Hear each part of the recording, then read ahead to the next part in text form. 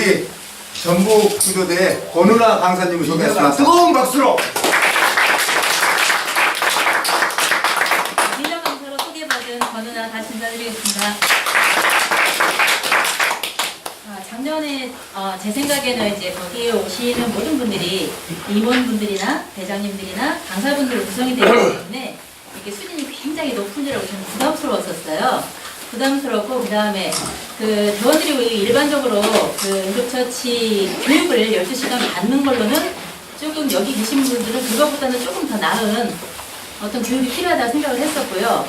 그 다음에 질병이라는 거는 어떤 사고에서 발생하는 요인이라고 하는 거는 그것이 발생되는 해박적 부위나 예를 들면 어떻게 이게 피가 나는 거지? 어떻게 하면 이거는 뭐 열상이라 하고 어떤 건 뭐라 하고 이렇게 명칭을 부르는 거지?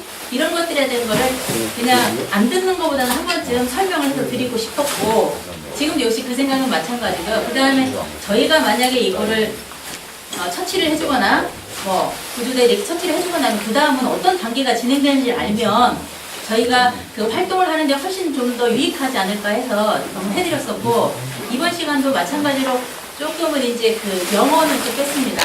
작년보다 좀 달라진 게 있다면 이제 영어 문구나 이런 것들은 좀 빼고 이제 준비를 했었습니다. 근데 아직도 제 생각은 마찬가지입니다. 제가 이제 뭐 깊이 공부는 하진 않았지만은 그런 부분을 하다 보면은 이게 어떤 사건 하나가 중요한 게 아니라 이게 왜 일어났는지 기전이라거나 아니면 이걸 하고 나면 그 다음 단계는 어떻게 진행될까 우리가 모르는 거 어떻게 진행될까 그러면은 그걸 알다 보면 저희가 현재 하고 있는 이런 행동들을 조금 더 주의 깊게 한다라거나 그걸 하기 때문에 이거 하지 말아야 되겠구나 이런 것들은 이것 때문에 발생했구나 이걸 알면 훨씬 더 좋을 것 같아서 좀 저는 가자는 게 제 생각입니다.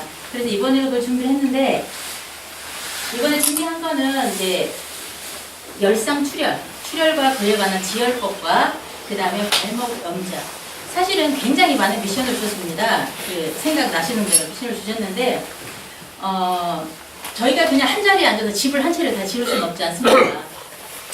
집을 짓는다라는 거는 바닥을 하는 사람, 틀을 세우는 사람, 인테리어 하는 사람, 벽지 바르는 사람 이런 게 따로따로 있어야 되는데 1시간 30분 안에 이렇게 한 채 지울 수가 없기 때문에 일단은 하나의 부분이라도 조금만 더 깊이 들어가 보자 해서 일단은 오늘 두 가지 준비했습니다. 첫 번째 보시면은 이제 피부라는 거는 우리가 지금 전체 우리 몸 중에서 가장 큰 기관이 피부입니다. 뭐 누구누구는 우리 몸에서 가장 큰 기관이 뭘까요? 그러면 간을 얘기하시는 분도 있고요. 그 다음에 위를 얘기하시는 분도 있고 그렇게 하시는데 사실은 이렇게 몸을 다 죄송합니다. 껍질을 벗겨보면 이렇게 하나로 널어놔보면 가장 큰 기관이 우리 몸에서는 피부입니다. 피부는 무게는 보통 한 4kg 보편적인 거고요. 그 다음에 한 면적으로 보면 2평방미터 정도가 되는 그런 넓이를 가지고 있습니다. 자, 피부는 우리가 지금 겉에를 보면은 이게 하는 기능이 뭡니까? 피부가.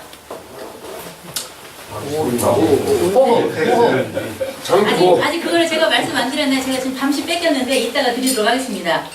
선물 저도 2개를 준비했습니다. 저는 이제 사이즈가 좀 큽니다. 오케이. 오경화 대장님 어디 계세요? 그거 아까 아셨어요? 어디 도망가셨어요? 제가 이번에 특별히 여기 오기 위해서 제작한 컵이 있습니다. 제작한 컵이 있는데 거기에 티백도 걸 수 있고 거기에 그 온도가 올라가면 색깔이 변하는 그런 컵입니다. 그래서 또 옆에 또 제가 사랑한다는 마크도 새겼기 때문에 이거 소중하게 쓰실 거를 생각하고 자 피부가 하는 일이 뭘까요? 피부가 우리 몸에서 체온 보호, 체온도 보호해주기도 하고 세균으로부터의 보호, 세균으로부터 보호해주기도 하고 내장도 보호하기도 하고 체온 조절도 하고 그죠? 미적 효과. 미는 여기서 금지당합니다. 그래서 외부로부터 어떤 것들에 대해서 보호를 하기 위해서 우리가 피부를 가지고 있는데 피부가 기능을 다 하지 못하고 야외 활동을 하기 때문에 우리가 옷을 입는 거잖아요. 옛날에는 다 벗고 살았었는데 그래서 그런 기능들을 하는데 이 피부라는 게 우리가 눈에 보이는 거는 가장 그 겉에 있는 표피입니다. 가장 겉에 표피 이것들은 새로 세포가 생겨나기도 하고 각질의 형태로 떨어져 나가서 죽기도 하고 이렇게 자꾸 탈바꿈을 하고 있는데 표피가 있고 여기 이렇게 그 다음에 여기가 진피가 있습니다. 진피. 그 다음에 피부 밑조직 해가지고 제가 제일 싫어하는 뭐 체지방이거나 이런 것들이 가진 지방층들이 좀 구성이 되어 있어요. 그래서 피부는 우리가 두꺼운 곳이든 얇은 곳이든 간에 가장 겉에는 표피, 그 다음에 진피, 피부 밑 조직이 있습니다. 그 다음에 우리가 여기 진피 안에는 여기에 신경이나 혈관들이 지나가게 돼요. 그래서 우리가 예를 들어서 어디 가서 밖에 야외 활동하다 상처를 입었는데 어떤 때는 피가 안 나고 어떤 때는 피가 난다. 피가 난다는 건 어디까지 손상을 입었다는 겁니까? 진피. 진피까지 손상을 입었다는 거거든요. 자, 그리고 이제 피부막은 이렇게 세 층으로 구성되어 있고 부속기관에는 뭐 털이나 기름샘이나 땀샘이나 손발톱 이제 이런 것들이 이제 다 피부에 속합니다. 뭐 내 머릿결은 소중하니까 그죠? 피부라고 하잖아요. 그런 것처럼 케라틴으로 된 손발톱 이것도 역시 피부에 속합니다.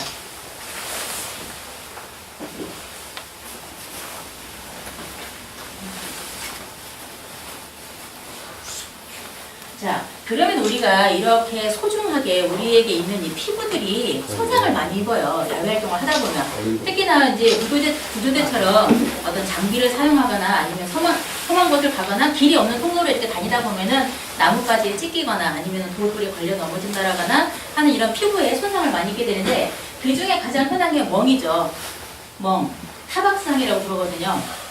자, 타박상이라는 건 손상으로 인해서 통증과 피부 변색의 특징인 것인데 대부분이 이러한 것들이죠. 피부 바로 아래쪽에 있는 진피가 어떤 외부 물질에서 물리적으로 손상을 받았는데 겉에 피부는 손상이 안 돼서 출혈이 밖으로 나가지 않고 피하 쪽에만 출혈이 된 상태.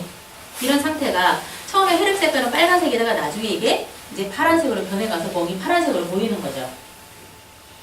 자, 요것들은 많이 나오셨죠. 저는 아직도 이게 집에만 가면 생기는데 나왔다 가면은 꼭 여기에 생기는데요. 이런 멍들이 드는 걸 우리가 타박상 이렇게 표현을 하는 겁니다. 이 정도로 손상이 있다라는 거는 피부에 손상을 받는 것 중에서 아주 약한 정도의 손상인 거죠. 이거는 한 며칠 정도 지나게 되면은 이제 색깔이 점점 자기 색깔로 돌아가게 되면서 복구가 되는 거고요. 그 다음에 찰과상. 찰과상은 어렸을 때 많이 생기고 지금은 잘 안 생기나요? 지금도 수도 없이 많이 생기죠. 그죠? 활동을 하다 보면 어디가 살짝 긁힌다거나 그래서 많이 생기는 게 찰과상에 속하는데 마찰에 의해서 피부의 표면에 있는 상처 이걸 우리가 찰과상이라는 단어를 씁니다. 찰과상 이거는 지금 안에 색깔이 좀 약해 보이긴 하는데요. 약간 노란빛이 들어가면 조금 이제 치유되는 단계에 있는 찰과상입니다. 처음에 이제 그 찰과상이 생겼을 때 피부 겉표면이 살짝 벗겨지면서 피기까지 살짝 보이는 정도, 그 정도를 우리가 찰과상이라고 부르죠. 피부 표피층의 손상으로 해서 긁히거나 문질러서 살이 벗겨진 것, 이걸 우리가 찰과상이라는 단어를 씁니다.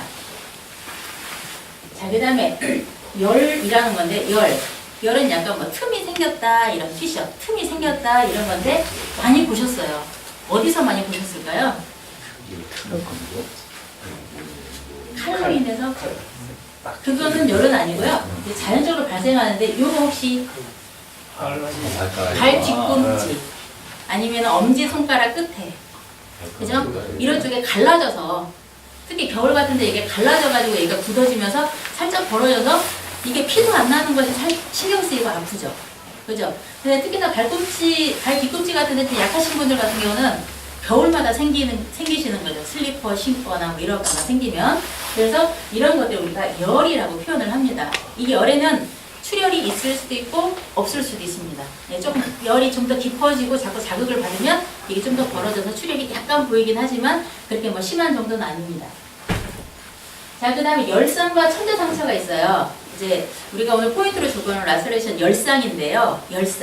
열상은 찢어진 상처나 사고로 베인 것. 조금 전에 아까 어느 분이 칼이라고 말씀하셨어요. 칼로 만지고 있다가 살짝 베었다. 이 정도면 열상 이렇게 보는 거죠. 그 다음에 산행을 하다가 나뭇가지에 몸이 걸려가지고 지나갔는데 여기에 박혀 있다가 당겨졌어요. 그래서 이게 틈이 좀 많이 벌어진 거. 그걸 우리가 열상이라고 표현을 할 수가 있죠. 자, 열상과 천대상처는 어떻게 구분이 되냐면 열상이라는 거는 뭔가의 물체에 걸려서 찢어지거나 이런 거를 말씀하신다면은 천대상처라는 거는 예를 들어 칼로 찔리는 거, 못에 찔리는 거. 이거는 천자라는 거는 구멍을 얘기하거든요. 구멍. 우리가 펀치 많이 쓰시죠? 펀치. 구멍 뚫는 펀치. 그런 것처럼 이게 펑처 운드라고 그래가지고 천자상처라는 말을 씁니다. 자상이 있다라거나 못에 찔리거나 나뭇가지가 박힌다라거나 이렇게 생긴 상처들 우리가 천대상처인데 여기가 지금 깊이가 얼마나 돼요? 노란색은 우리가 지방으로 알 수 있죠. 조금 전에 우리가 피부 막을 표현할 때 표피하고 진피하고 피하지마. 그 다음이 여기가 지금 근육층입니다. 그럼 여기 이 정도로 상처를 입었다는 건 어디까지 손상을 입은 거예요? 근육까지 손상을 입게 된 겁니다. 근데 근육까지 손상을 입으면서 당연히 이건 출혈이 있을까요? 없을까요? 출혈이 있습니다. 저희가 눈으로 볼 수 있는, 육안적으로 볼 수 있는 출혈이 생기는 게 열상과 천대상처가 됩니다.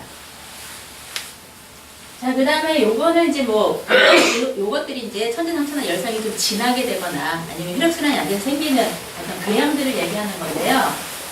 자, 요거는 이제 궤양이라고 하는 거는 조직이, 병소가 생기는 거죠. 조직이 이제 소실되면서 점점 소실이 되면서 썩어간다고 하죠. 그죠? 썩어간다고 하죠. 그래서 그런 어떤 궤양을 얘기하는데 이건 단순하게 우리가 곱는다 생각하시면 되죠. 곱는다. 곱으면서 주변에 있는 정상 조직이 점점 죽어서 없어지는 거 이렇게 표현하면 되는데 요거는 이제 욕창성 궤양이에요. 저희가 이제 환자들이 아니면 의식이 없거나 그래서 계속 누워있거나 그러면 등 쪽에 튀어나온 부분이 어디죠? 엉덩이도 튀어나왔죠. 그 다음에 등 쪽에 견갑골이라고 하죠. 어깨뼈라고 하는 견갑골. 뒤에 이렇게 모아지면 어느 누구는 그 캔도 이렇게 주물러드는데 그죠? 뼈 나오는 부분이죠. 그런 부분들이 침대에 맞닿기 때문에 이게 눌러지면서 혈액순환이 안 돼요. 그러면서 이제 궤양이 생기는 거거든요. 그런 걸 보통 우리가 욕창성 궤양이라고 이렇게 불러줘요. 어쨌든 피부에 생길 수 있는 상처의 종류는 지금 처음부터 하면은 뭐뭐이죠? 차박상부터 해서 좀 먹는 거. 그 다음에 살짝 벗겨진 찰과상. 그 다음에 또 살짝 벌어진 열이라고 하는 거. 그 다음에 찢겨진 거, 근육까지 찢겨진 거, 열상. 그 다음에 찔린 거, 천자상처. 자상이라고 표현해요. 천자상처. 그 다음에 이제 궤양 이런 것들이 보통 피부에 생길 수 있는 그런 질환들입니다. 상처들. 자, 그러면은 예를 들어서 이제 앞에 열이나 찰과상이나 이런 것들은 이제 출혈이 이제 약간 보이긴 하지만 열상 같은 경우부터는 피가 이제 흐르는 정도의 피가 나올 수도 있거든요. 그래서 그거에 대한 지혈법을 간단하게 보면, 자, 혈액이라고 하는 거는 우리 몸이 50 내지 70kg일 때는 4000 내지 5000cc. 5000cc를 맥주는 다 드시죠? 맥주 5000cc 파나요? 제가 술 잘 못 마셔서 10,000cc는 먹어봤는데 5,000cc는 좀 못 먹어봤어요. 그래서 4,000 내지 5,000cc의 혈액이 우리 몸에 있다라는 거예요. 그러면 이거를 5,000cc 우리가 탁자에 나와봤을 때 별로 안 되죠? 많이 되나요? 제가 잘 못 먹어서 먹을 땐 별로 많이 된대. 5,000cc 이렇게 한 잔으로 딱 넣으면 사실 별로 안 돼요. 그죠? 자, 근데 20% 출혈이 있으면 생명이 위독하대요. 그럼 20%는 만약에 5,000cc라고 생각했을 때는 몇 cc가 출혈이 되면 위독하다? 1,000cc죠. 그럼 우리가 피 헌혈할 때 그게 몇 cc예요? 300, 나이가 들면은 300도 안 될걸요? 320. 그거 세기면 가요? 자, 20% 출혈이 있으면 생명이 위협한데 20%면은 2, 5, 10, 1000cc예요. 1000cc면은 우리 딱 두 잔이죠.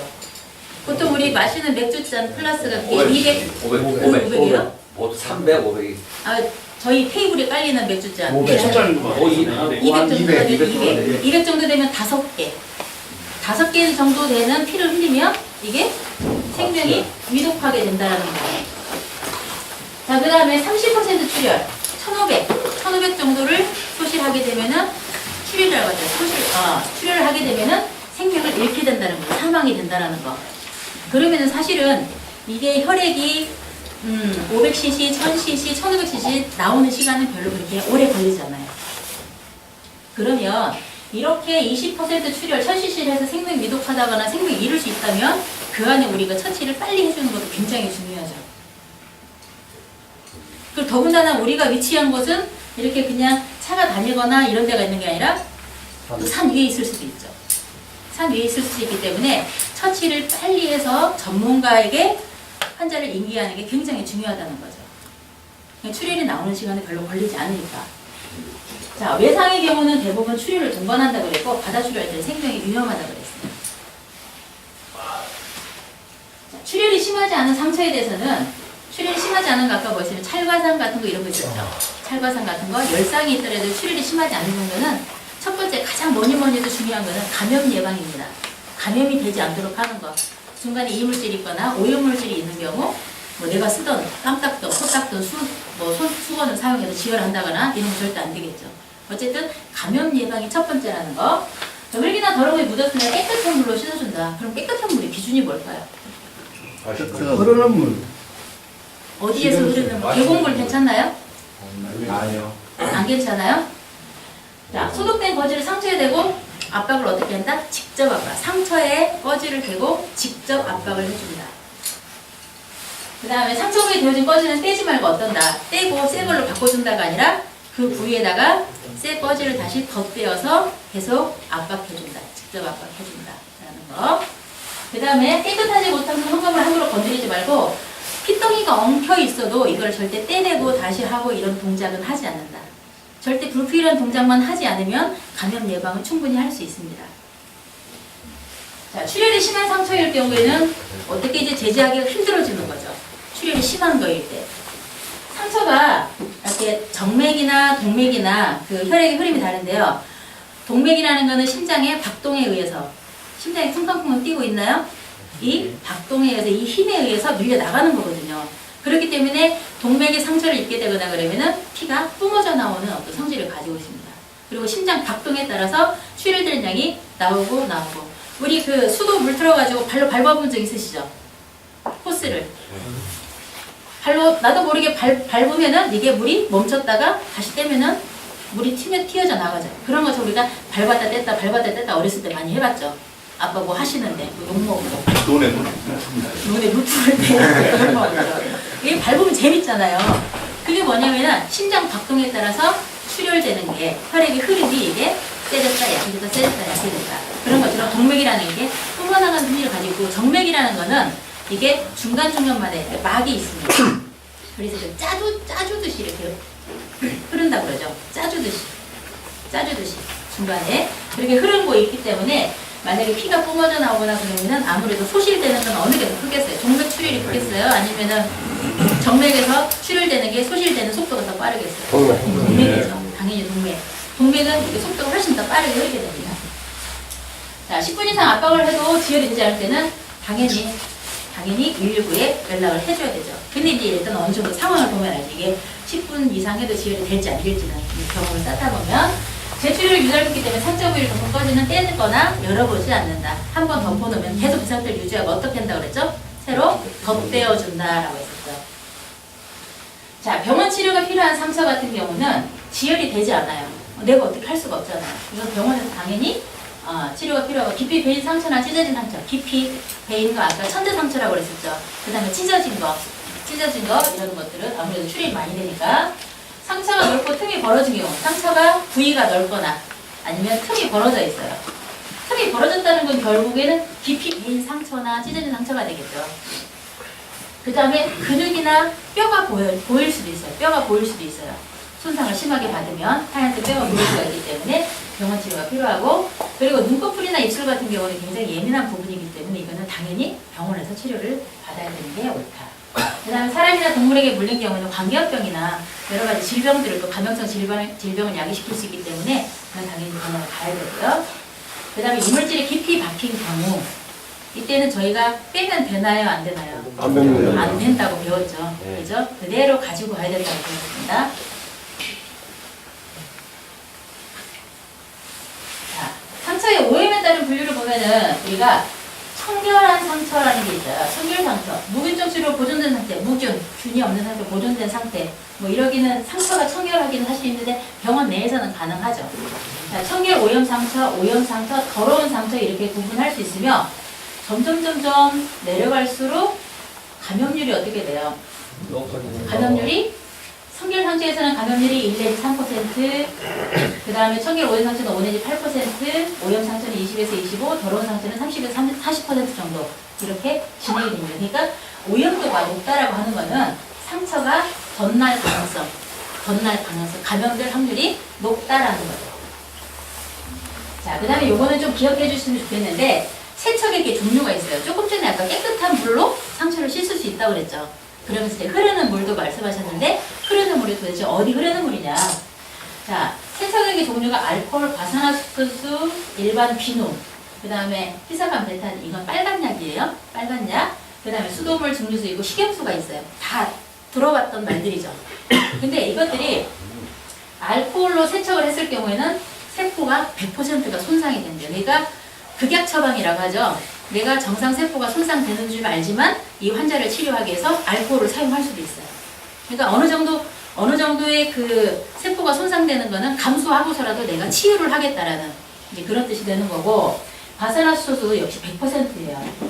그러면 우리 여태 과산화수소 쭉 바르면서 쓰라리 하면서 하얗게 올라오는 거 보고 즐겼는데 결국에는 뭘 하고 있다는 거야. 내 세포를 정상 세포가 죽고 있었다는 얘기예요.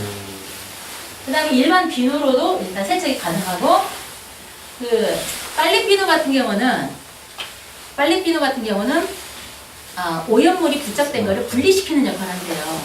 근데 세수비누 같은 경우는 오히려 이걸 또 남기는 그런 역할을 하기도 한대요. 그러니까 어느 경우에는 진짜 오염물을 완전히 제거될 때는 그 빨랫비누 같은 경우를 약하게 희석을 시켜서 쓰는 게 세수비누를 쓰는 것보다 낫다고 그러기도 해요. 그 다음에 희석한 베타딘 빨간 약 같은 경우는 세포순의 5%, 수돗물 5%, 식염수 0%. 자, 100%가 손상이 된다는 거, 세포가 모두 거의 죽는 것. 0%라는 거는 세포가 정상적인 세포가 다 살아남는 것.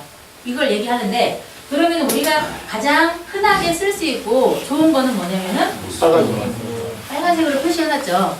그죠? 수돗물이나 식염수나 이 정도가 쓰면 좋겠다. 근데 우리가 수돗물은 가지고 다닐 수는 없지만 생수는 가지고 다니시나요? 근데 생수도 따서 먹었던 거를 쓰는 게 아니라 새로 뜯은 거는 괜찮지만 따서 먹은 거는 일단 내 입에서 감염이 될 수 있는 소지가 있기 때문에 가능한 사용을 배제하고 새로 따서 쓰시는 게 좋겠죠. 그러니까 이거는 생수는 쓸 수 있다. 세척하는데. 그 다음에 식염수 같은 경우에 요즘에 20cc 정도 해가지고 팔아요. 간단하게. 20cc 정도 되는 거 사이즈 얼마 안 되거든요. 이게 뭐 50개짜리, 100개짜리 이렇게 해서 파는데 그런 거를 사가지고 한 2-3개 정도만 가지고 다니면 충분하게 우리가 손상을 입었을 때는 쓸 수 있겠더라고요. 그래서 일일이 뭐 한 2개 정도 가지고 다니면 5사람 모이면 10배잖아요. 그래도 큰 손상이 날 때도 쓸 수 있으니까 식염수를 가능하면 준비하시면 좋겠어요.